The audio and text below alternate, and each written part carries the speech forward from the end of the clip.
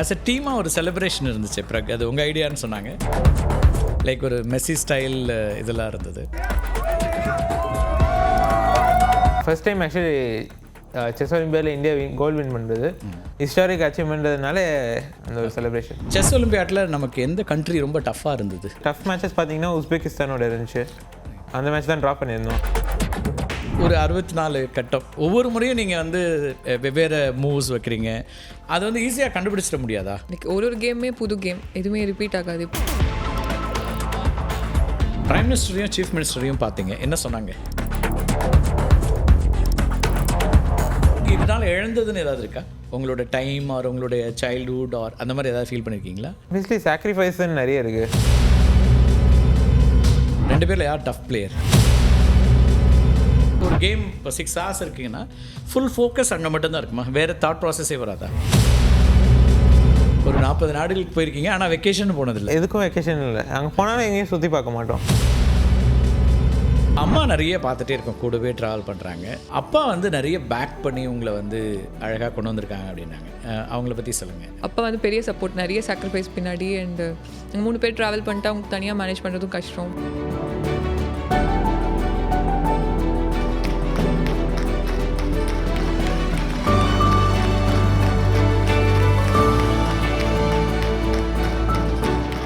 அந்த மொமெண்ட் எப்படி இருந்துச்சு? நீங்கள் வந்து 2 பேருமா சேர்ந்து ஒரு கோல்டு மெடலை வந்து அம்மா கிட்ட கொடுக்குறீங்க, நடுவில் அவங்க இருந்தாங்க. அந்த மொமெண்ட் எப்படி இருந்துச்சு?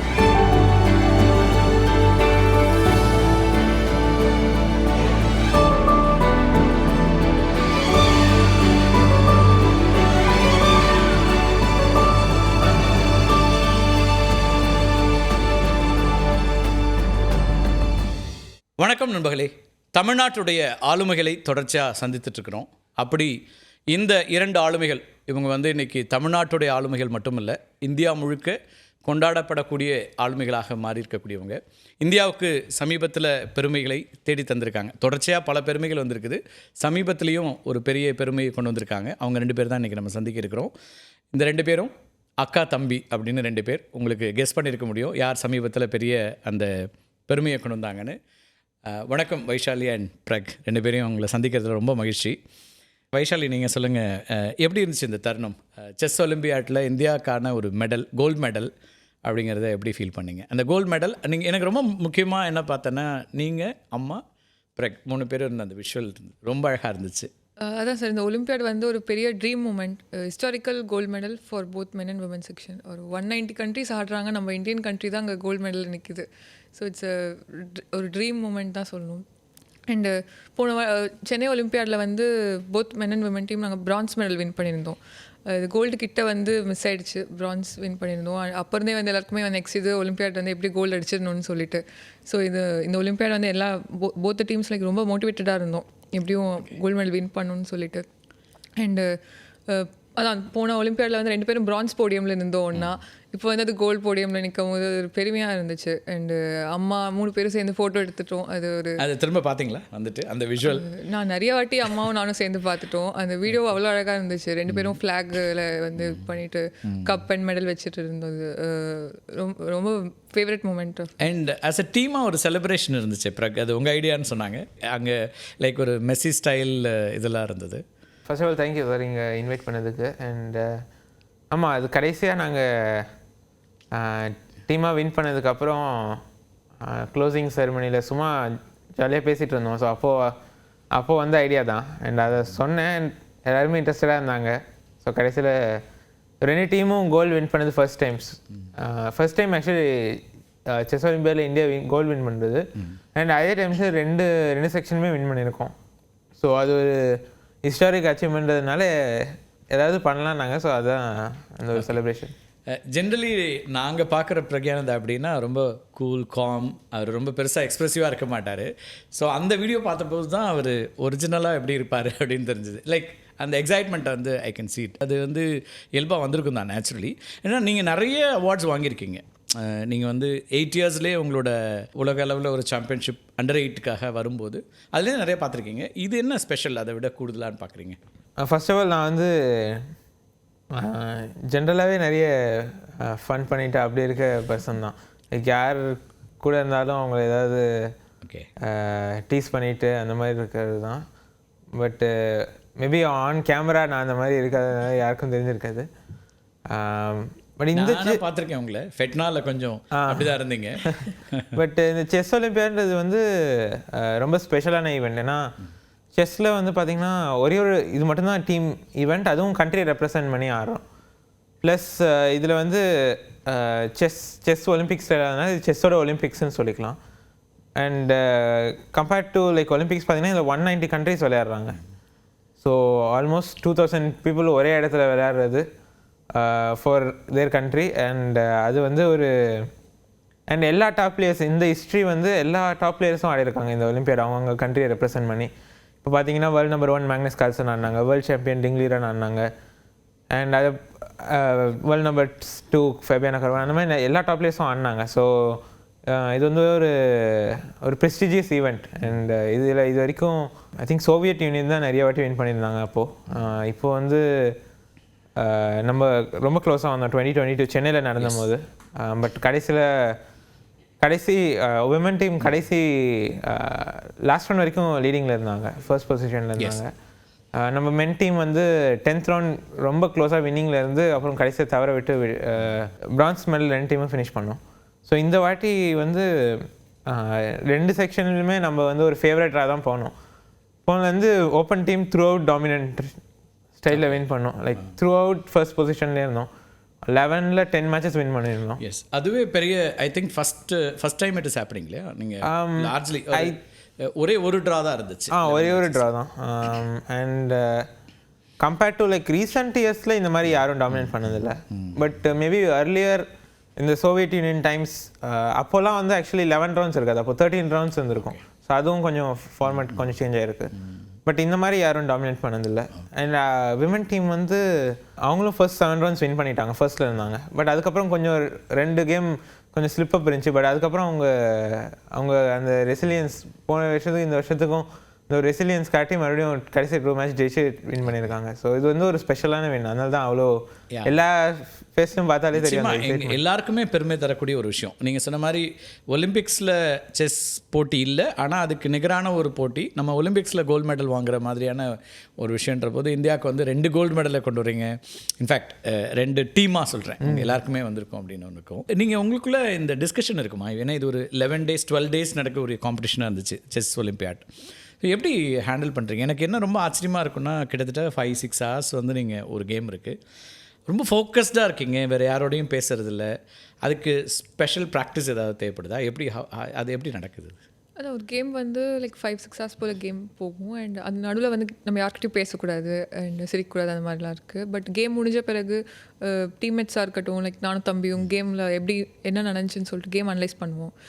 ஏதாவது தப்பு பண்ணியிருந்தால் அது எப்படி நெக்ஸ்ட் கேமில் இம்ப்ரூவ் பண்ணலாம் அந்த மாதிரி சொல்லிட்டு நிறைய டிஸ்கஷன் போகும் with the team. Especially team tournament வரும்போது வந்து மோஸ்ட்லி டீமோட நிறைய டிஸ்கஷன்ஸ் நடக்கும். நெக்ஸ்ட் கேம் யார் விளையாடலாம் அப்படின்னு சொல்லிட்டு, லைக் ரிசர்வ் பிளேயர் இருப்பாங்க, ஸோ எப்படி ஃபீல் பண்ணலான்னு சொல்லிட்டு யோசிச்சுட்டு இருப்போம். அண்டு அதான் நைட்டே நம்ம கேம் முடிச்சுட்டு வந்தோம்னா அன்றைக்கி நைட்டே நெக்ஸ்ட் கேம் யாருன்னு சொல்லிட்டு பேரிங் வந்துடும். ஸோ நம்ம நெக்ஸ்ட் டே பற்றி யோசிக்க ஆரம்பிச்சிருவோம். ஸோ அப்படி தான் மோஸ்ட்லி டே. இந்த செஸ் ஒலிம்பியாட்டில் நமக்கு எந்த கண்ட்ரி ரொம்ப டஃப்பாக இருந்தது? இங்கேருந்து நீங்கள் எக்ஸ்பெக்ட் பண்ணி சில பேரை போயிருப்பீங்க, இவங்களோடலாம் நமக்கு காம்படிஷன் கொஞ்சம் டஃப்பாக இருக்கலான்னு. அப்படி தான் இருந்ததா, அல்லது அங்கே போயிட்டு சர்ப்ரைஸ் வேறு யாராவது ரொம்ப பெர்ஃபார்ம் பண்ணாங்க அப்படின்னு நீங்கள் யாரை ஃபீல் பண்ணுறீங்க? Compared to like last year இந்த வருஷம் அவ்வளோ சர்ப்ரைசஸ் இல்லை. ஓகே.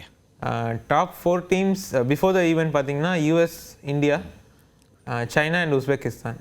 லாஸ்ட் ஸ்டாண்டிங்ஸ் பார்த்தீங்கன்னா India, US, Uzbekistan, China. So order மாதிரி இருக்குது. பட் டாப் 4 டீம்ஸ் அதே தான். பட் போன வருஷம் பார்த்தீங்கன்னா பிரான்ஸ் மெடல் நம்ம இந்தியன் பி டீம் வின் பண்ணியிருந்தோம். ஸோ நாங்கள் வந்து 11th சீடட் டீமாக இருந்தோம் ஸ்டார்டிங் லிஸ்ட்டில்.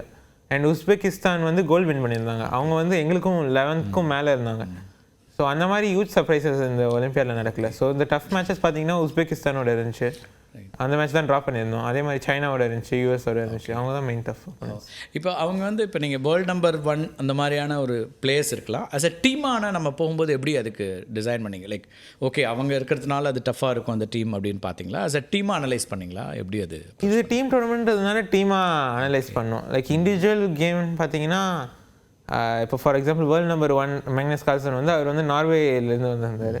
பட் நார்வே வந்து இந்த டீம் டோர்னமெண்ட்டில் அவ்வளோ நல்லா பண்ணலை. ஏன்னா பிகாஸ் அவர் ஸ்ட்ராங், பட் மற்ற boards there also strong, but அவ்வளோ லைக் மற்ற டீம்ஸை கம்பேர் பண்ணல. லைக் ஃபார் எக்ஸாம்பிள் இந்தியா யூஎஸை கம்பேர் பண்ணும்போது அவ்வளோ ஸ்ட்ராங் இல்லை.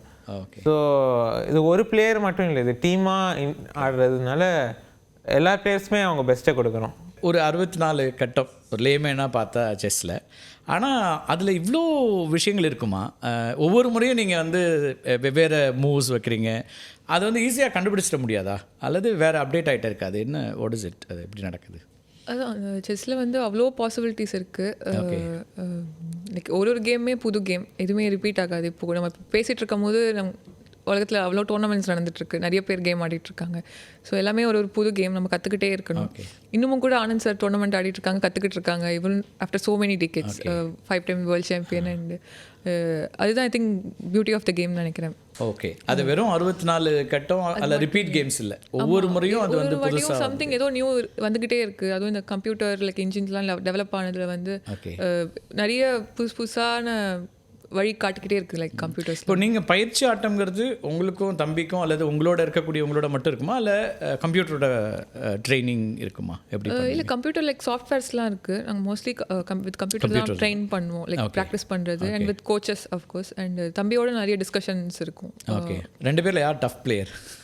தம்பி தான் ஸ்ட்ராங். நாங்கள் விளையாண்டா தம்பி தான் வின் பண்ணுவாங்க. பட் நிறைய டிஸ்கஷன்ஸ் இருக்கும். எனக்கு ஏதாவது இம்பார்ட்டன்ட் டோர்னமெண்ட்ஸ் இருந்ததுன்னா வந்து தம்பிக்கிட்ட கேட்டு தான், எந்த ப்ரிப்ரேஷன் ஏதாவது கொஷின்ஸ் இருந்தாலும் ஃபஸ்ட்டு கேட்டுட்டு தான் வந்து டிசைட் பண்ணுறது. ஆனந்த் சார் பற்றி பேசுனீங்க, விஸ்வநாத் ஆனந்த். அவர் கிட்டத்தட்ட ஒரு மென்டார் மாதிரி அவங்களுக்கு. ஏன்னா ஒவ்வொரு ஒரு கேம் முடிஞ்ச பிறகும் நீங்கள் அவரோட இன்ட்ராக்ட் பண்ணுறீங்கன்னு நினைக்கிறேன். ஆஃப்டர் எவ்ரி டோர்னமெண்ட் கண்டிப்பாக பேசுவோம். லைக் ப்ரீவியஸ் டோர்னமெண்ட்டில் என்ன கரெக்டாக போச்சு, என்ன தப்பாக போச்சு, எதில் இம்ப்ரூவ் பண்ணலாம். அண்ட் ஃபார் எக்ஸாம்பிள் இந்த ஒலிம்பியாட் முன்னாடி கூட நாங்கள் பேசியிருந்தோம். ஒரு லாங் செஷன் இருந்துச்சு, ஒரு 4 hours கிட்ட பேசியிருந்தோம்.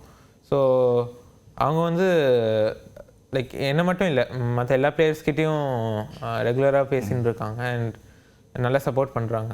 செஸ் அப்படிங்கிறது உங்களுக்கு பிடிச்ச கேமாக இருந்ததா, அல்லது நீங்கள் அது என்னென்ன ஃபீல் பண்ணுறதுக்கு முன்னாடியே ஆட ஆரம்பிச்சிட்டிங்களா? ஓகே, ஆட ஆரம்பிச்சது ரொம்ப எதர்ச்சியாக. நான் வந்து சின்ன வயசில் நிறைய டிவி பார்த்துட்ருப்பேன். அதனால் அப்பா அம்மா எனக்கு chess class, drawing class, like yoga class வீட்டு பக்கத்தில் சேர்த்து விட்டாங்க. ஜென்ரலி எல்லா பிள்ளைகளுக்கும் இருக்க மாதிரி இந்த கிளாஸஸ்க்கு. ஆமாம், 6.5 7 years அந்த மாதிரி இருக்கும். அப்படி தான் செஸ் ஆட தொடங்கினேன். அப்புறம் டோர்னமெண்ட்ஸ்லாம் போய் அப்போ தான் ரொம்ப புதுசாக இருந்தது. ஸ்போர்ட்ஸ் பேக்ரவுண்ட் இல்லை வீட்டில். ஃபஸ்ட் டைம் என்ன பண்ணுன்னே தெரியாது, நிறைய திங்ஸ் புதுசாக பண்ணிகிட்டு இருந்தோம். அண்ட் டோர்னமெண்ட்ஸ்லாம் போக போக கோச் வந்துட்டு நான் நல்லா பண்ணுறேன்னு சொன்னாங்க. ஸோ அது அப்படி தான் லைக் ஃபஸ்ட்டு அண்டர் 7 நேஷனல்ஸில் அண்டர் 7 ஸ்டேட்டில் 3rd வின் பண்ணேன். அப்படி தான் என்னோடய ஜேர்னி ஸ்டார்ட் ஆச்சு. அது ஒரு மாதிரி நார்மலாக இருந்தது. யாரும் புஷ்லாம் பண்ணல, பட் ஜஸ்ட் அந்த மாதிரி அப்படியே போயிட்டே இருந்தது. ஓகே. வெற்றி பெறதுக்கு பிறகு அது மேலே இன்னும் கொஞ்சம் ஆர்வம் வர ஆரம்பிச்சிருக்கோம். இனிஷியல் டேஸில் டோர்னமெண்ட்ஸில் இங்கே லோக்கலாக அந்த கேம் வின் பண்ணும்போது உங்களுக்கு கூடுதலாக வந்திருக்கலாம். உங்களுக்கு எப்போ செஸ் மேலே ஒரு இன்ட்ரெஸ்ட் வந்தது ஃபஸ்ட்டு? எனக்கு வந்து அரௌண்ட் 3 years இருக்கும். ஏன்னா அக்கா வந்து வீட்டில் ப்ராக்டிஸ் பண்ணுவாங்க. ஸோ அப்போ போய் டிஸ்டர்ப் பண்ணுறது அந்த மாதிரி இருக்கும்போது அம்மா பேரண்ட்ஸ் அப்போ வந்து எனக்கு ஒரு போர்டு வாங்கி தந்தாங்க. ஓகே. ஸோ அப்போது பீசஸ் என்ன அப்படி கற்றுக்கிட்டது தான். 3 வயசில் 3 ஆல்மோஸ்ட் அந்த ரேஞ்ச். பட் டோர்னமெண்ட்ஸ் அப்போ ஐ திங்க் அரௌண்ட் அந்த ஏஜில் வந்து ஒரு ட்ரைனர் வருவாங்க வீட்டுக்கு ஒரு 1/2 hour மட்டும் சொல்லி தரதுக்கு. அவ்வளோதான், 1/2 hourக்கு மேலே அப்போது உட்கார முடியாது அதுக்கு மேலே. ஓகே. அண்ட் அதுக்கப்புறம் ஒரு 5 yearsலேருந்து டோர்னமெண்ட்ஸ் ரெகுலராக ஆரம்பிச்சிட்டு 5 yearsலேயே ஸ்டேட் சாம்பியன்ஷிப் ஆடினேன். அண்டர் 7 ஸ்டேட் சாம்பியன்ஷிப் 5 வயதுலேயே. ஓகே. ஆமாம், நீங்கள் அண்டர் 8ல் வந்து வேர்ல்ட் சாம்பியன் இல்லையா அந்த டைமில்? உங்களோட ஐ திங்க் அண்டர் 8ல் பண்ணீங்க. அதுக்கப்புறம் கிராண்ட் மாஸ்டர் 10 வயசில். 12 வயசில் கோர்ஸ். அதுக்கு முன்னாடி 10 வயசில் ஒரு இன்டர்நேஷ்னல் மாஸ்டர்ஸும் வந்துட்டீங்க. ஸோ இல்லை இது அதான் 5 வயசில். ஏன்னா இந்த மாதிரி டோர்னமெண்ட்ஸ் ஆடுறதுல என்ன அட்வான்டேஜ்னா எக்ஸ்பீரியன்ஸ் கிடைக்கும். ஓகே. 5 yearsல 7 yearsக்கு உண்டான ஆளுங்க ஆடும்போது அந்த லைக் 2 years அவங்க இன்னும் நிறைய கற்றுருப்பாங்க, நிறைய லைக் அவங்க ஆப்வியஸ்லி ஸ்ட்ராங்காக இருப்பாங்க. இப்போ ஆட நமக்கு நல்ல எக்ஸ்பீரியன்ஸ். ஓகே. அந்த 8 years 10 yearsலலாம் வேர்ல்டு லெவலில் சாம்பியன்ஷிப் வரும்போது எப்படி ஃபீல் பண்ணீங்க? பிகாஸ் அது உங்களால் அதை ரியலைஸ் பண்ணியிருக்க முடியுமான்னு கூட நான் யோசிக்கிறேன். அந்த 10 yearsங்கிறது வந்து இன்னமும் நம்ம ஊரில் ஒரு பெரிய மெச்சோர்ட் ஏஜ் அப்படிலாம் சொல்ல முடியாது. அதை எப்படி ரியலைஸ் பண்ணீங்க? இப்போ உங்களுக்கு ஓரளவுக்கு ரீகால் பண்ண முடியும். இப்போ நீங்கள் வந்து என்னெல்லாம் நம்ம கடந்து வந்திருக்கிறோம் அப்படிங்கிறது அது ரியலைஸ் பண்ணியிருக்கீங்களா? இவ்வளோ குயிக்காக நம்ம வந்து இந்த விஷயங்களை அச்சீவ் பண்ண முடிஞ்சிருக்கு அப்படிங்கிறது? எனக்கு தெரியல நான் அப்போ எப்படி ஃபீல் பண்ணியிருந்தேன்னு. பட் அப்போல்லாம் வந்து மற்றபடி மற்றபடி டேலண்ட் அப்படிங்கிறத ரியலைஸ் பண்ணியிருப்பீங்கல்ல. கண்டிப்பாக அது definitely strong for my age, like stronger then my age group players. இப்போ அந்த அண்டர் 8 சாம்பியன்ஷிப் ஆடும்போது I won with score of 11/11. So I won all my games. And so அப்போ வந்து கேம் ஆடும்போது சீரியஸாக இருப்பேன். மற்றபடி ஓகே, நார்மல் கிட். யூஸ்வலி ஒரு கேம் இப்போ 6 hours இருக்குங்கன்னா ஃபுல் ஃபோக்கஸ் அங்கே மட்டும்தான் இருக்குமா? வேறு தாட் ப்ராசஸே வராதா? கண்டிப்பாக வேறு தாட் ப்ராசஸ் இருக்கும். ஓகே, ஏன்னா ஆப்பனண்ட் யோசிப்பாங்க, நம்ம யோசிப்போம். அண்ட் நம்ம யோசிக்கும் போது மோஸ்ட்லி ரொம்ப டிஸ்டர்பன்ஸ் இருக்காது, ஏன்னா பொசிஷன் பற்றி யோசிப்போம். கரெக்ட். பட் ஆப்பனண்ட் யோசிக்கும் போது சம்டைம்ஸ் ஏதாவது தாட்ஸ் வரும். ஏன் நான் அது கேட்குறேன், ரொம்ப ரொம்ப லேமன் பாயிண்ட்லேருந்து கேட்குறேன். இல்லை சாதாரண ஒரு கிளாஸ் ரூம் நான் வந்து ஒரு 45 minutes 50 minutes கிளாஸ் அட்டன் பண்ணும்போது நம்ம தாட்ஸ் அங்கே இங்கே நிறைய ட்ராவல் பண்ணிகிட்டே இருக்கும். அந்த ஃபோக்கஸ் பண்ணுறவங்க சக்ஸஸ் பண்ணுறாங்க லைஃப்பில். அது வந்து 6 hours ஃபோக்கஸ் பண்ண முடியுதா? நீங்கள் 2 பேருமே கூட சொல்லலாம். It's an input for others. Like அதுக்கு ஏதாவது ஒரு ஆர்ட்டா இல்லை அதுக்கு ஏதாவது நீங்கள் ஒரு வழிமுறை வச்சுருக்கீங்களா? இல்லை, I don't think there is a particular way. இப்போ ஃபார் எக்ஸாம்பிள் லைக் செஸ்ஸில் என்ன, இப்போ இந்த மாதிரி லாங் கேம்ஸ் என்னென்னா I can go get up, have something or use the restroom, அந்த மாதிரி இருக்குது ஃப்ரெஷன் அப் ஆகிக்கிறதுக்கு. யார்கிட்டையும் பேசக்கூடாது, அது ஒன்று தான். But it's a rule. அதனால because of cheating it's possible. Correct correct. ஏன்னா கம்ப்யூட்டர்ஸில் வந்து very strong than humans. So any small clue for top players is huge. Just a clue that உங்களுக்கு இந்த பொசிஷனில் ஏதோ ஒன்று இருக்குன்னு சொல்லிட்டா போதும், நாங்கள் கண்டுபிடிச்சிடுவோம். பட் அந்த க்ளூ தான். ஸோ அதனால் யார்கிட்டையும் பேசக்கூடாது. அண்ட் ஸ்பெக்டேட்டர்ஸ் அவ்வளோவா டோர்னமெண்ட் ஆளுக்குள்ளே அலோவ் பண்ண மாட்டாங்க. ஸோ இந்த மாதிரி நிறைய ரெஸ்ட்ரிக்ஷன்ஸ் இருக்கும். ஸோ அந்த மாதிரி ஏஞ்சி போய் மற்ற கேம்ஸை செக் பண்ணலாம். ஸோ அந்த மாதிரி பண்ணலாம். அந்த மாதிரி ஃபோக்கஸ் எப்பயாவது போகும்போது அப்படி பண்ணுவோம். ஓகே. பட் மற்றபடி தாட்ஸ் வரும் சம்டைம்ஸ். யாராவது நடந்து போனாங்கன்னா அவங்க ஆப்வியஸ்லி நம்ம பார்ப்போம் என்ன. ஸோ இந்த மாதிரி இப்போ லைக் செஸ்ஸில் வந்து நம்ம ஆடும்போது செஸ் கிளாக் டைமர் இருக்கும். ஸோ இப்போ நம்ம மூணாக நம்ம டைம் ஓடிட்டுருக்கோம். ஸோ அந்த டைம் நம்ம மற்ற இது திங்ஸ் பற்றி யோசிச்சா நம்மளால் பெஸ்ட் மூவ் வைக்க முடியாது. ஸோ மோஸ்ட்லி வந்து அந்த டைம் நமக்கு கிளாக் டைம் ஓடும் போது வந்து மோஸ்ட்லி அந்த டைம் எவ்வளோ முடியுதோ நம்ம ஃபோக்கஸ் பண்ணி நம்மளோட மூவ் ஆடிடணும். எந்த தாட்ஸ் வந்ததுன்னா கூட ஆப்ரண்ட் இதில் யோசிச்சுட்டு எகெயின் நம்ம திரும்ப வந்துக்கலாம் நம்ம மூவுக்குள்ளே. அந்த டைமர் வந்து ஒரு ரொம்ப பெரிய ப்ளே பண்ணுதுன்னு நினைக்கிறேன். லைக் நம்மளை வந்து ஃபுல்லாக அங்கே வந்து கமிட்டடாக வைக்கிறது இல்லை. ஆமாம், ஏன்னா நமக்கு டைம் பாயிண்ட் இருக்குது. ஸோ அதுக்குள்ளே நம்ம மூவ் பண்ணணும். அண்டு ஸோ ஆப்வியஸ்லி தாட்ஸ் வரும். ஏதாவது வெளில சொன்ன மாதிரி நம்ம பக்கத்தில் யாராவது நடக்கிறாங்க, யாராவது இப்போது தம்பி வந்து எங்கள் கேம் திடீர்னு பார்க்குறான்னு நம்ம பார்க்குறான்னு தெரியும். ஸோ அந்த ஒரு இது இருக்கும். பட் அதெல்லாம் வந்து அவாய்ட் பண்ணிட்டு மோஸ்ட்லி ஃபோக்கஸ் பண்ண ட்ரை பண்ணணும். Okay okay. பிளாக்கா ஒயிட்டா உங்களுக்கு பிடிச்ச கலர் என்ன? அப்படின்னு எதுவும் இல்லை. லைக் ஜென்ரலாக தான் கலர் கேட்டேன். இல்லை ஐ மீன் அஃப்கோர்ஸ் நான் அதுதான் கேட்டேன் ஸ்பெசிஃபிக். இல்லை அதில் ஏதாவது இருக்கான்னு கேட்குறேன். 2 வண்ணங்கள் தான் உங்கள் வாழ்க்கை பெரும்பாலும் இருக்குது அப்படின்னா அதை எப்போ ரியலைஸ் பண்ணியிருக்கீங்களா? இல்லை, ஒயிட் தான் ஃபர்ஸ்ட் மூவ் வைக்கிறது. அது பல வருஷமாக பல காலமாக இருக்குது. ஆமாம், ஒயிட் நிறைய பேர் ஒயிட் ப்ரிஃபர் பண்ணுவாங்க. பட் எனக்கு எதுவானாலும் ஓகே. ஃபார் எக்ஸாம்பிள் இந்த இப்போது ரீசெண்டாக கன்க்ளூட் பண்ண ஒலிம்பியாடில் ஹங்கேரியில் வந்து team championship like colour alternate colour இருக்கும். ஸோ ஃபர்ஸ்ட் போர்டு வந்து ஒயிட் ஆனாங்க, second board black, third board white அப்படி இருக்கும். ஸோ வந்து நான் வந்து போர்ட் 2ல் விளையாண்டேன். ஸோ ஃபர்ஸ்ட் போர்ட் ரெஸ்ட் எடுத்தாங்கன்னா நான் போர்ட் 1 போவேன். லைக் அந்த மாதிரி ஆல்டர் ஆனதில் வந்து எனக்கு அவுட் ஆஃப் 10 games 7 blacks விளையாடினேன். Which is not normal in normal tournaments ஆடு. பட் டீம் சாம்பியன்ஷிப்பில் அது மாதிரி பாசிபிள்.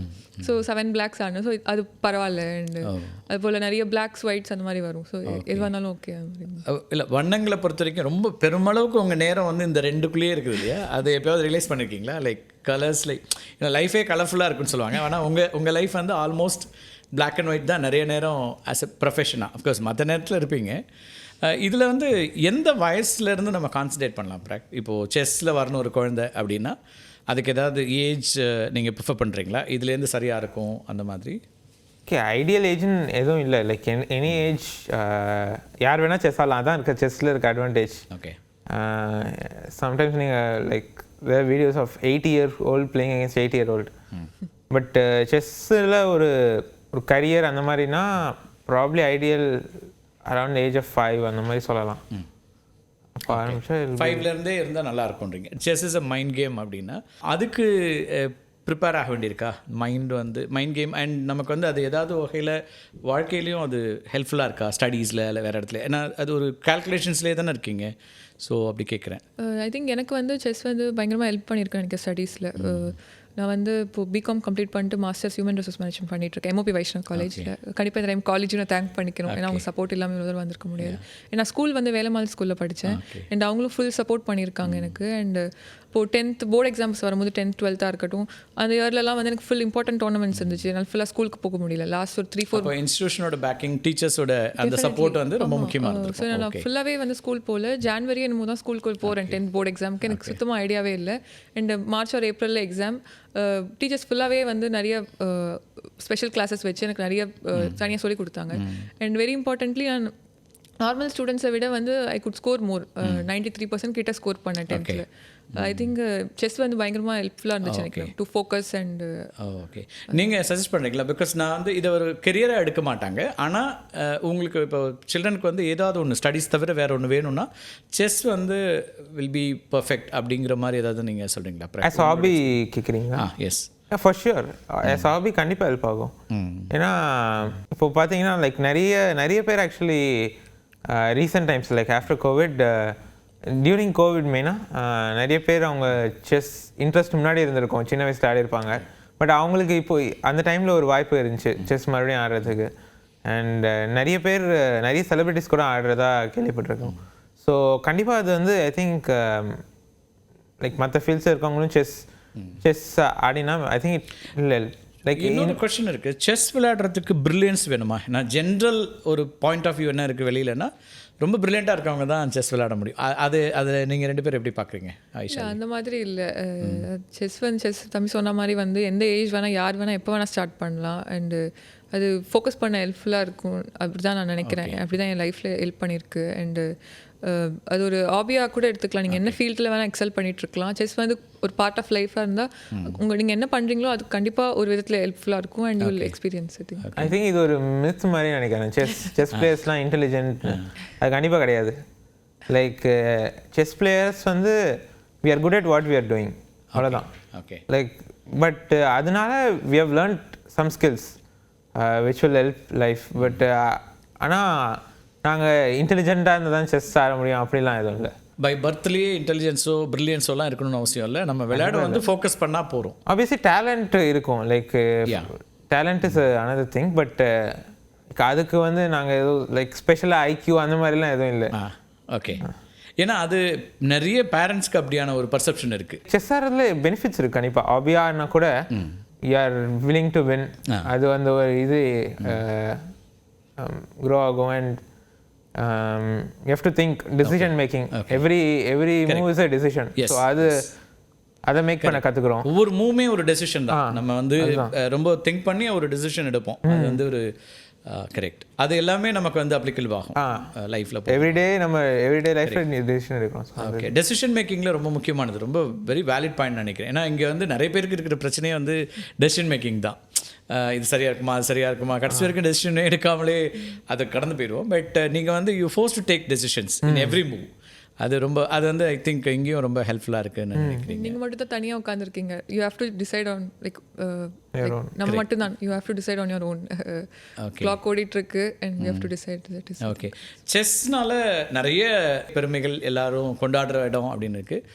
ஆனால் இதனால் இழந்ததுன்னு ஏதாவது இருக்கா? உங்களோட டைம் ஆர் உங்களுடைய சைல்ட்ஹுட் ஆர் அந்த மாதிரி ஏதாவது ஃபீல் பண்ணியிருக்கீங்களா? ஆப்வியஸ்லி சாக்ரிஃபைஸ்ன்னு நிறைய இருக்குது.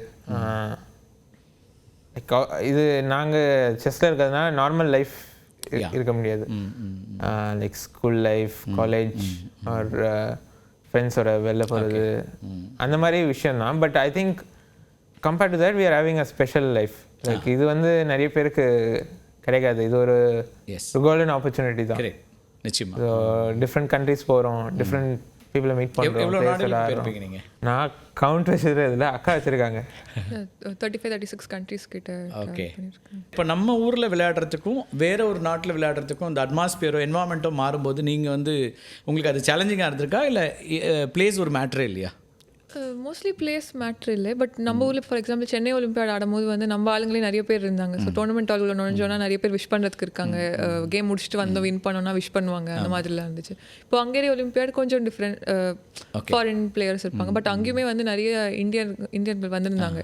கேம் முடிச்சுட்டு வந்து வெறும் இந்தியன் பிளேயர்ஸ் பார்க்கறதுக்காகவே மேபி வந்து டைம் ஜோன் மாறுமா இருக்கும், அது ஒரு சேலஞ்சிங்காக இருக்கலாம். மிட் நைட் அந்த மாதிரி இருக்கும்போது அது மட்டும் தான் ஒரு பிக் டிஃப்ரென்ஸ். நாங்கள் ஃபஸ்ட் டைம் போகும்போது எனக்கு ஆக்சுவலி அது ஒரு பெரிய டிஃபிகல்ட்டியாக இருந்துச்சு. எனக்கு 2012 ஃபர்ஸ்ட் டைம் ஸ்லோவேனியா போனேன்.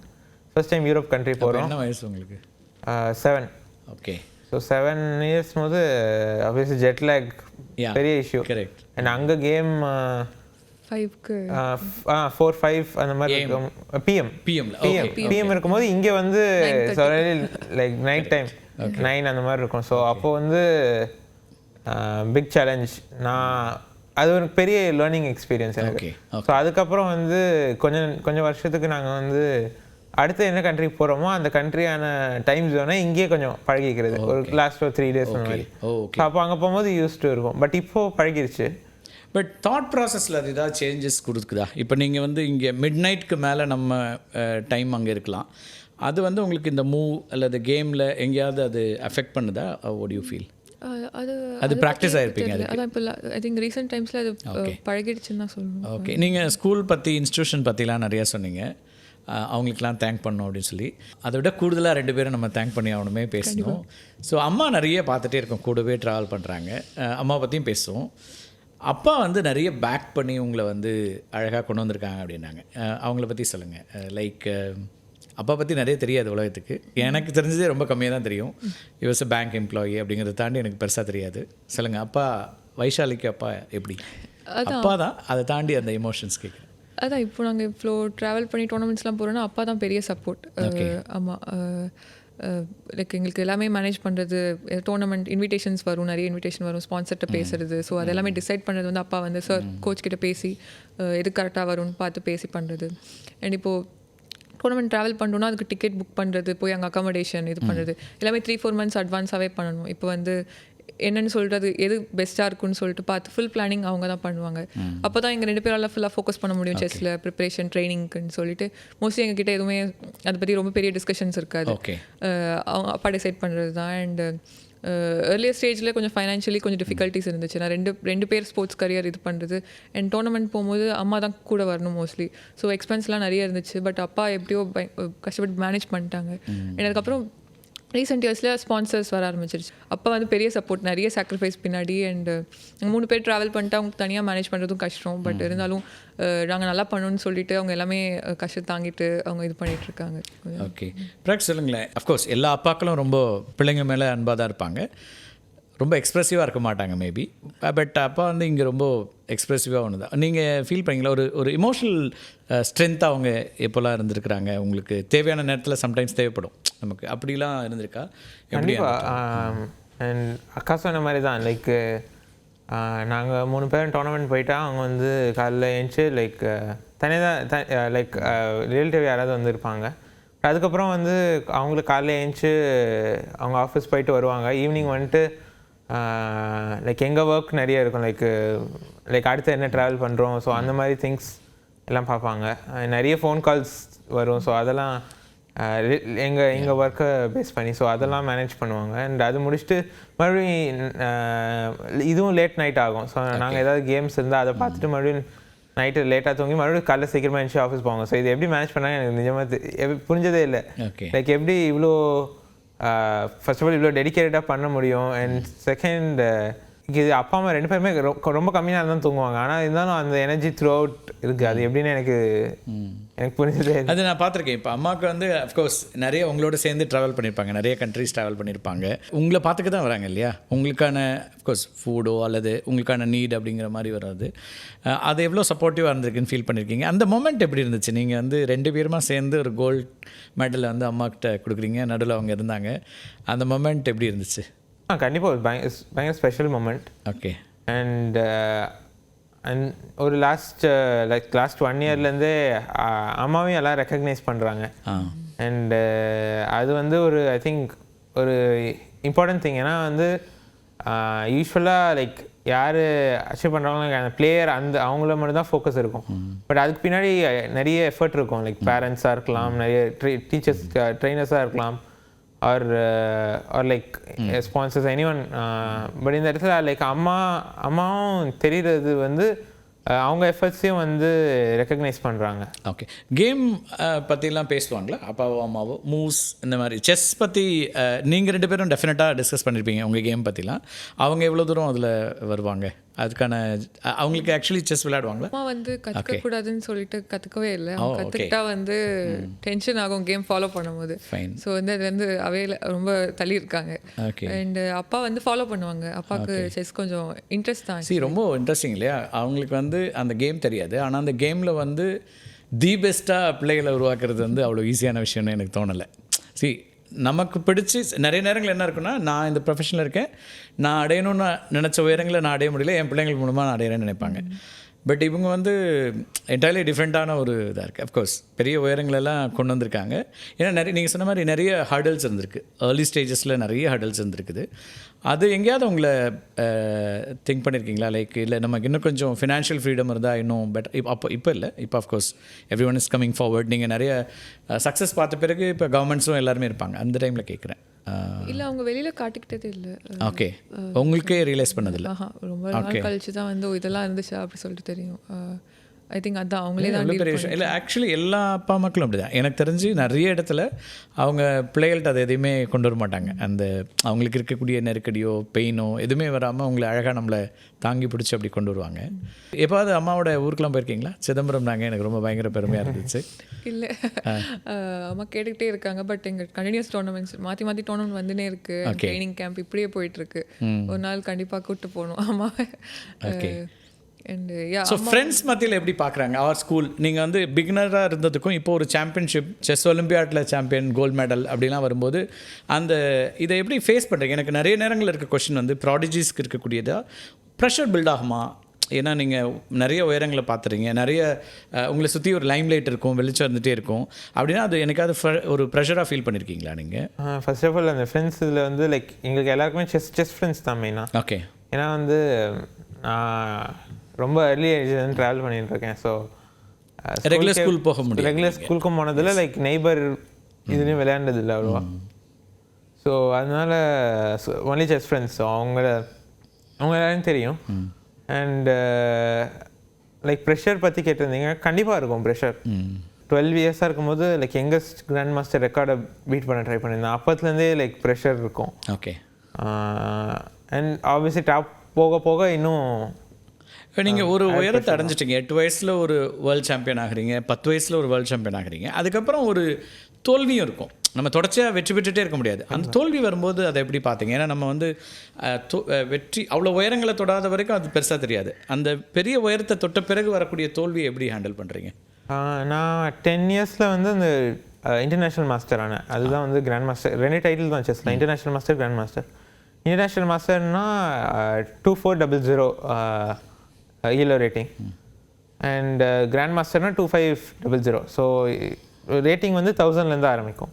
ஸோ 1000லேருந்து 2400 வந்து 10 இயர்ஸ்க்குள்ளே வந்துட்டேன். பட் அந்த 2400 வந்து 2500 வித் 3 கிராண்ட் மாஸ்டர் பர்ஃபார்மன்ஸ் வந்து எனக்கு வரத்துக்கு வந்து 2 இயர்ஸ் மேலே ஆயிடுச்சு. பட் அது இந்த ரெக்கார்டு வந்து எனக்கு இந்த டைம் வந்து 1.5 இயர்ஸ்.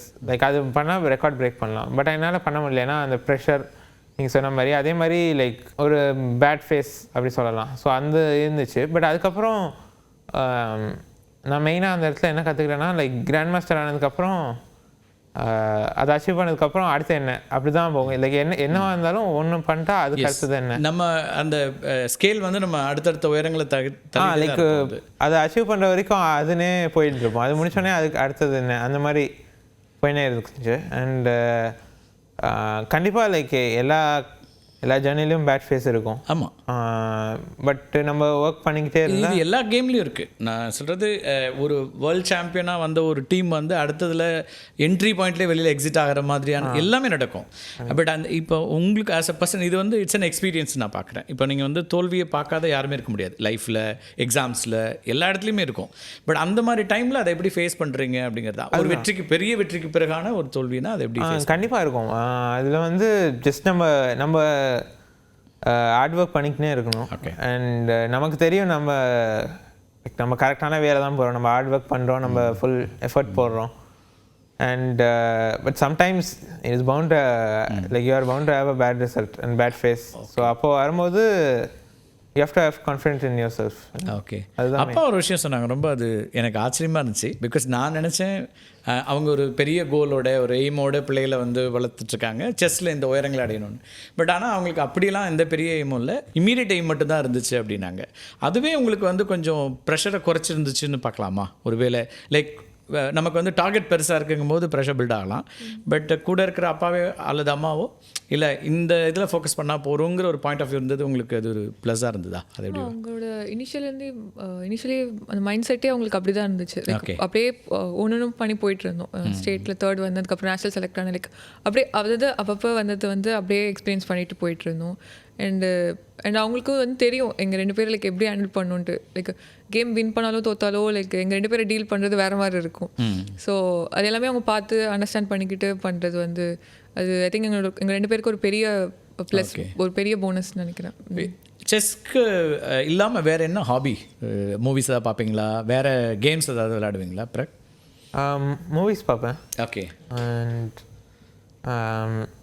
வீட்டில் இருந்தேன்னா ஸ்போர்ட்ஸ், பேட்மிண்டன் அந்த மாதிரி. ஏன்னா பொதுவாகவே படிக்கிறப்ப ஒரு 14 hours படிப்பாங்க ஒரு காம்படிட்டிவ் எக்ஸாம்ஸ்க்கு எழுதுறவங்களாம். அப்போ ரிலாக்ஸ் பண்ணுறதுக்குன்னு ஏதோ ஒரு விஷயம் இருக்கும், அல்லது வேலை கண்டினியூஸாக பண்ணுறவங்களுக்கு நான் ரிலாக்ஸேஷனுக்கு இது செய்கிறேன்னுவாங்க. உங்களோட வேலையே வந்து ஆல்மோஸ்ட் செஸ் தான் அப்படின்னா நீங்கள் ரிலாக்ஸேஷனுக்கு என்ன பண்ணுவீங்க, என்னெல்லாம் பண்ணுவீங்க? மூவிஸ் ஏதாவது பார்ப்பேன். ஓகே. வீட்டில் இருந்தேன்னா ஸ்போர்ட்ஸ் ஆடுவேன். அவ்வளோதான். என்ன விளையாடுவீங்க ஸ்போர்ட்ஸ்? பேட்மிண்டன். ஓ, ஃப்ரெண்ட்ஸோட அங்கே வேறு இருக்கா? இல்லை அக்கா? அதான் ஃப்ரெண்ட்ஸ் இருக்காங்க. Okay okay. உங்களோட ஹாபி என்ன அப்படி ஏதாவது இருக்கா? ரிலாக்ஸேஷன் அப்படின்னா என்ன? ஏன்னா நான் 2 வேர்ல்ட் சாம்பியனோட ரிலாக்ஸேஷன் என்ன அப்படிங்கிறது தான் என்னுடைய. இல்லை, நான் வந்து பிரேக் எடுக்கணும்னா சம்டைம்ஸ் படிக்க ஆரம்பிச்சிருவேன். லைக் ஸ்டடீஸும் பேலன்ஸ் பண்ணிட்டு இருக்கேன். லைக் பிகாம் கோர்ஸ் கம்ப்ளீட் பண்ணிட்டேன். இப்போ masters human resource management complete பண்ணணும்னு பார்க்குறேன். அண்ட் ஸோ டைம் கிடைக்கும் போது ஸ்டடீஸ் பண்ணுவேன். அண்ட் லைக் மொபைல் யூசேஜ் எவ்வளோ இருக்கும் உங்கள் 2 பேர்கிட்டையும்? நாங்கள் டோர்னமெண்ட் நடுவில் வந்து கம்ப்ளீட்லி ரெடியூஸ் பண்ணோம். கட் ஆஃப் இப்போ நீங்கள் வந்து கட் ஆஃப் சொல்ல முடியாது, பட் தேவையானது மட்டும் பார்த்துட்டு ரொம்ப யூஸ் பண்ணவும் டைம் இருக்காது. பிகாஸ் 5-6 hours கேம் ஆடுறோம், 5 hours ப்ரிப்பேர் பண்ணணும். அண்ட் மோஸ்ட்லி டே எப்படி போயிடும். பட் ரொம்ப யூஸ் பண்ண மாட்டோம். லைக் அப்பா கிட்ட பேசுறது, ட்ரெயினர்கிட்ட பேசுறது, இந்த மாதிரி மட்டும்தான் இருக்கும். அண்ட் டோர்னமெண்ட் முடிஞ்ச பிறகு கொஞ்சம் லைக் ட்ராவலில் அந்த மாதிரி பார்க்குறது, அந்த மாதிரி தான். லைக் ரொம்ப கம்மி. ஏன்னா இப்போ பெரிய ஒரு சேலஞ்ச் வந்து ஃபார் யங்கர் கிட்ஸ் வந்து மொபைல் அடிக்ஷனாக இருக்குது. அவங்களோட டைம் ஸ்பெண்ட் இன் இதுன்னு, அதனால கேட்குறேன். உங்களோட அந்த ஏரியாக்குள்ளே நம்ம அதிகமாக போகிறது இல்லைங்கிறது ப்ளஸ்ஸாக இருக்கா? மொபைல் அடிக்ஷன் இல்லாமல்? கண்டிப்பாக. லைக் அக்கா சொன்ன மாதிரி டோர்னமெண்ட் டைமில் ஆக்சுவலி டைமே இருக்காது. ஓகே. ஏன்னா ஃபஸ்ட்டு குட் ஸ்லீப் வேணும் கேம் ஆடுறதுக்கு. அண்ட் அதுக்கப்புறம் ப்ரிப்பரேஷன் டைம், கேமு நிறைய நேரம் போவோம். And but during the tournament நான் ஏதாவது காமெடிஸ் அந்த மாதிரி மூவிஸ் லைக், ஏன்னா கொஞ்சம் ரிலாக்ஸேஷன் வேணும். ஏன்னா 5 hours கேம் ஆடுறோம், 5 hours ப்ரிப்பேர் பண்ணும்போது லைக் அங்கே ஒரு ஃபியூ டேஸில் வந்து கொஞ்சம் ஒரு மாதிரி மென்டலி இதுவாக இருக்கும். ஸோ அதனால் அப்போ ரிலாக்ஸ் பண்ணுறதுக்கு யூஸ் பண்ணுவோம். ஓகே. பட் வீட்டில் வந்து ரொம்ப இருக்காது, ஏன்னா ட்ரைனிங் அந்த இதெல்லாம் இருக்கும். ஸோ ஃப்ரீ டைமில் யூஸ் பண்ணுவோம். ஓகே. 2 பேரும் சீரியஸான வெளியில் நாங்கள் பார்த்தாலும் சுட்டி யார் வீட்டில்? தம்பி தான். அவர்தானே? ஓகே. ஒரு டோர்னமெண்ட்டுக்கு ப்ரிப்பேர் ஆகும்போது உங்களுக்கு வந்து இப்போ சவுண்ட் ஸ்லீப் இருக்கணும்னு சொன்னீங்க, ரொம்ப முக்கியமானதாக இருக்கணும். எவ்வளோ நேரம் தூங்க வேண்டியிருக்கும்? அண்ட் ஃபுட் ரெஸ்ட்ரிக்ஷன்ஸ் எதாவது வச்சுருக்கீங்களா? எப்படி அதுக்கான ப்ரிப்பரேஷன்ஸ் எதுவும் இருக்கா? ஸ்லீப் வந்து ஒரு எவ்ரி இண்டிவிஜுவலோட இதை பொறுத்து. ஓகே. பட் எனக்கு பார்த்தீங்கன்னா நான் டோர்னமெண்ட் நல்ல ஒரு 9 hours ஆர் மோர் பாசிபிள் தூங்க ட்ரை பண்ணுவேன். Okay. And at least 9 hours. Right. Okay. Not more. டயட்டில் ஏதாவது இருக்கா அது மாதிரி? டயட் நான் யூஸ்வலாக சவுத் இந்தியன் ஃபுட் அங்கே கிடைச்சா ப்ரிஃபர் பண்ணுவேன், ஆர் இந்தியன். இல்லை, நான் இந்த டியூரிங் உங்களோட கேம் டைமில் 7 hours கேம் டைமில் பனானா தான் நான் யூஸ்வலாக எடுத்துகிட்டு போகிறது. ஆர் அண்ட் ஓகே ஒரு பனானா சாப்பிட முடியும். பட் ஃபார் லாங்கர் கேம்ஸ் பார்த்தீங்கன்னா சாக்லேட் அந்த மாதிரி Okay. எக்ஸ்ட்ரா ஏதாவது ஓகே. எடுத்துகிட்டு போகிறது. உங்களை பார்த்து நிறைய பேர் இன்ஸ்பயர் ஆயிருக்காங்க. உங்கள் டைமில் இவ்வளோ பேர் செஸ் விளாண்டாங்களான்னு எனக்கு தெரியல. ஆனால் இன்றைக்கி நிறைய பேருக்கு செஸ்ஸில் இன்ட்ரெஸ்ட் வந்திருக்குது. ஸோ அவங்களுக்கு வந்து ஒரு ட்ரெயினர் தேவையா, இல்லைனா ஒரு கம்ப்யூட்டர் வச்சே அவங்க வந்து ட்ரெயின் ஆகிக்க முடியுமா, R what do you suggest? இல்லை கண்டிப்பாக பிகினிங் ஸ்டேஜ் ட்ரெயினர் கண்டிப்பாக தேவை. Not in beginning stages but through out career. Like ஒருத்தவங்க ஒரு எக்ஸ்பீரியன்ஸ் அவங்க ஷேர் பண்ணிக்கும் போது நம்ம நிறைய அவங்கக்கிட்டேருந்து கற்றுக்க முடியும். ஸோ கண்டிப்பாக ட்ரெயினர் அவசியம். அண்டு இனிஷியலி ஸ்டார்ட் பண்ணும்போது ஐ திங்க் நிறைய வந்து போர்டில் கேம்ஸ் ஆடி போர்டில் சால்வ் பண்ணால் பெட்டர். ஏன்னா அந்த போர்ட் சைட் அந்த போர்ட் கிளியர் வியூ வேணும் லைக் யங் ஏஜில். அண்ட் ஒரு பாயிண்ட்டுக்கு அப்புறம் நம்ம கம்ப்யூட்டர் சாஃப்ட்வேர்ஸ்லேயே ப்ரிப்பேர் பண்ணலாம். ஓகே. அந்த மாதிரி பிரைம் மினிஸ்டரையும் சீஃப் மினிஸ்டரையும் பார்த்தீங்க, என்ன சொன்னாங்க? ஸோ ஃபஸ்ட்டு 2-3 days பேக் தான் வந்தோம். வந்த அன்றைக்கே வந்துட்டு சிஎம் சாரும் ஸ்போர்ட்ஸ் மினிஸ்டர் சாரும் கூப்பிட்டுருந்தாங்க. எங்களுக்கு கேஷ் அவார்ட் அனௌன்ஸ் பண்ணியிருந்தாங்க. அண்டு நல்லா இருந்துச்சு மீட்டிங். லைக் வந்தோடனே வந்துட்டு எங்களுக்கு அவங்களுக்கு எப்போயுமே வந்து ஒரு பர்சனல் இன்ட்ரெஸ்ட் எடுத்து ஸ்போர்ட் வந்து லாஸ்ட் ஃபியூ இயர்ஸில் பயங்கரமாக டெவலப் ஆகிட்டுருக்கு. அண்ட் கண்டிப்பாக அவங்களுக்கு இந்த டைமில் தேங்க் பண்ணணும். அண்டு பிஎம் சாரும் நேற்று பார்த்துட்டு வந்தோம். அண்ட் அது ஒரு மெமரபிள் டே. அவங்க டைம் எடுத்து ஃபுல் இந்தியன் டீமையும் இட்ஸ் கைண்ட் ஆஃப் ஒரு ஸ்டேட் ஹானர் மாதிரி. அவங்க வந்து இப்போ ஸ்டேட் சிஎம்ஓ அல்லது பிஎம்ஓனா entire India's recognising you are you know உங்களை வந்து நாங்கள் கொண்டாடுறோம் அப்படிங்கிற ஒரு தருணம் தான். நியூஸ் ஐட்டிலையும் அதான் நாங்கள் விரும்பினோம். உங்களை கொண்டாடுறது வந்து ஒரு பெருமையான ஒரு விஷயம். அண்ட் நிறைய இளைஞர்களுக்கு வந்து அது ஒரு இன்ஸ்பிரேஷனானது. லைஃப்பில் என்னவோ ஆகணும்னு ஆசைப்பட்றீங்க நீங்கள் அப்பார்ட் ஃப்ரம் செஸ்? உங்களோட கெரியர் அப்படிங்கிறது செஸ்ஸாக தான் இருக்குமா, இல்லை வேறு ஏதாவது ஐடியாஸ்? கண்டிப்பாக செஸ்ஸாக தான் இருக்கும். ஓகே. பட் பார்க்கலாம். Like I can never know what's happening like what will happen in the future. So but இப்போதைக்கு செஸ் தாங்க. இப்போ என்ன 19 இயர்ஸா 18 இயர்ஸா?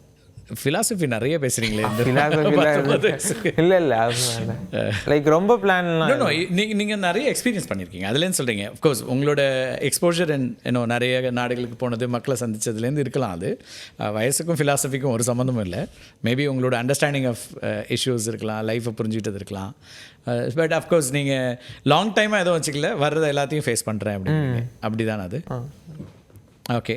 உங்களுக்கு என்ன அப்படி ஏதாவது எய்ம் அப்படிலாம் இருக்கா ஏதாச்சும்? லைக் அது என்னோட மாஸ்டர்ஸ் கோர்ஸ் கம்ப்ளீட் பண்ணுவேன். அண்ட் மெயின்லி ஃபோக்கஸ் செஸ் தான். சரி, ரொம்ப ஒரு சிம்பிள் கொஷின், ஆனால் டஃப்பாக இருக்கான்னு தெரியல. இம்மீடியட்டாக அப்பாவுக்கு ஏதாவது செய்யணும் அப்படின்னா நீங்கள் என்ன செய்யணும்னு ஆசைப்பட்றீங்க? உங்களுக்கு ஏதாவது கனவு வச்சுருந்துருப்பீங்க ஏதாச்சும்? அது வந்து ரொம்ப கஷ்டமான கேள்வி சார். ரொம்ப நாளாக வந்துட்டு அவங்களுக்கு என்ன வேணும்னு கேட்டுட்ருக்கேன். அவங்களும் எதுவும் சொல்லிக்க மாட்டாங்க. அண்ட் நாங்கள் எதாவது பண்ணணும்னு பார்க்குறோம். பட் அவங்களோட அப்பா அம்மா 2 பேருக்கும் ஐம் சேயிங் லைக் ஏன்னா நமக்கு ஏதோ ஒரு மைண்டில் ஓடிக்கிட்டே இருக்கும், நம்ம வந்து இது ஒன்று செஞ்சிடணும் அவங்களுக்கு. பிகாஸ் அவங்க நிறைய பண்ணிகிட்டே இருக்காங்க. நம்ம அஃப்கோர்ஸ் நீங்கள் என்ன திருப்பி கொடுத்துருக்கீங்கன்னா சோஃபார் அவங்களுக்கு வந்து பெரிய பெருமைகளும் பெரிய மகிழ்ச்சி எல்லாம் கொடுத்துருக்கீங்க. அதை தவிர வேறு ஏதாவது இல்லை நாங்கள் நினைக்கிறீங்களா? இது கூட ஆட் பண்ணலாம். லைக் நாங்கள் வெக்கேஷன் எதுவும் போனதில்லை. லைக் ஆமாம், இது கொஞ்சம் கேட்க இதுவாக இருக்கும். பட் அதுதான் உண்மை. ஒரு 40 நாடுகளுக்கு போயிருக்கீங்க, ஆனால் வெக்கேஷன் போனதில்லை. எதுக்கும் வெக்கேஷன் இல்லை. அங்கே போனாலும் எங்கேயும் சுற்றி பார்க்க மாட்டோம். ஓகே. அண்ட் ஸோ அது வந்து ஒரு வாட்டி அப்பா இது வரைக்கும் ஃபாரின் வந்ததில்லை. ஸோ ஒரு வெக்கேஷன் ஃபாரின் கூப்பிட்டு போகணும். சூப்பர். சீக்கிரமாக அந்த உங்கள் ஆசையை நிறைவேறணும்னு நான் நம்புகிறேன். வாழ்த்துக்கள். நிறைய இன்ட்ரெஸ்டிங் ஃபேக்ட்ஸும் சொல்லியிருக்கீங்க. அண்டு இம்ப்ரெசிவான ஒரு 2 பேர். இந்த தமிழ்நாட்டோட பெருமை மட்டும் இல்லை, இந்தியாவோட பெருமை. இன்னும் நிறைய உயரங்களையும் நிறைய மகிழ்ச்சியும் உங்களுக்கு வந்து கிடச்சிட்டே இருக்கட்டும். நன்றி, வணக்கம். Thank you. Thanks for inviting. Thank you. மீண்டும் ஒரு நிகழ்ச்சி சந்திக்கலாம் நண்பர்களே. நன்றி, வணக்கம்.